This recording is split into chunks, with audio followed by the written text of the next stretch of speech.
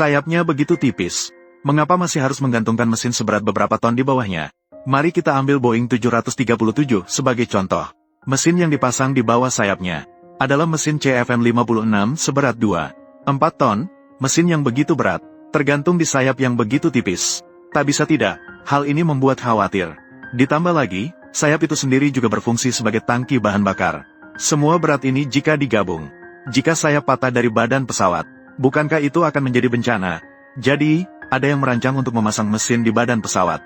Dengan cara ini, gaya gravitasi pada mesin bisa langsung diteruskan ke badan pesawat, mengurangi beban gravitasi yang ditanggung oleh sayap. Jadi, apakah itu benar-benar feasible? Mari kita lihat dari dua kondisi pesawat. Pertama, pesawat dalam keadaan diam. Gaya gravitasi yang diterima oleh kedua mesin di bawah sayap memang berasal dari titik sambungan antara sayap dan badan pesawat. Namun, saat pesawat dalam keadaan terbang, gaya gravitasi yang diterima oleh kedua mesin di bawah sayap justru diimbangi oleh gaya angkat yang dihasilkan oleh sayap itu sendiri. Pengalihan gaya antara keduanya terjadi melalui sambungan antara mesin dan sayap. Dengan demikian, gaya gravitasi yang diberikan mesin kepada sayap hampir bisa diabaikan.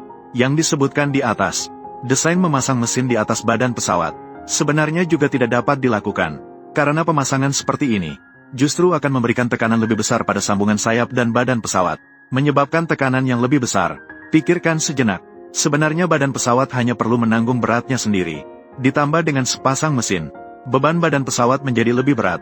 Lagi pula, sumber lift pesawat adalah sayap, bukan badan pesawat.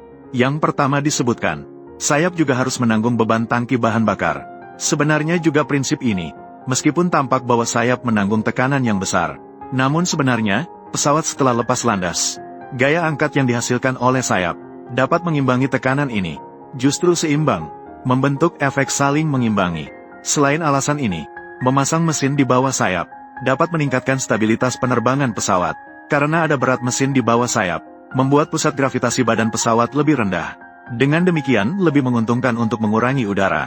Gangguan samping yang dihasilkan di bawah sayap membuat badan pesawat lebih stabil.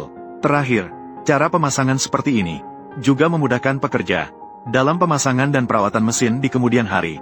Jadi dapat dikatakan, memasang mesin di bawah sayap adalah pilihan terbaik. Namun dalam sejarah, sungguh pernah terjadi kecelakaan sayap patah. Hanya saja, mungkin tidak seperti yang dibayangkan semua orang. Tanggal 26 Oktober tahun 1993, sebuah pesawat Eastern Airlines mengalami kecelakaan saat mendarat. Saat itu, karena pilot memaksakan pendaratan dalam kondisi yang tidak memungkinkan, bersikeras untuk mendarat. Akibatnya, pesawat sangat menyimpang dari arah tengah. Dan kemudian, kecepatan terlalu tinggi saat mendekati landasan, langsung menyebabkan pesawat keluar landasan, menerobos pagar dan berhenti di kolam. Pesawat akhirnya patah menjadi 3 bagian.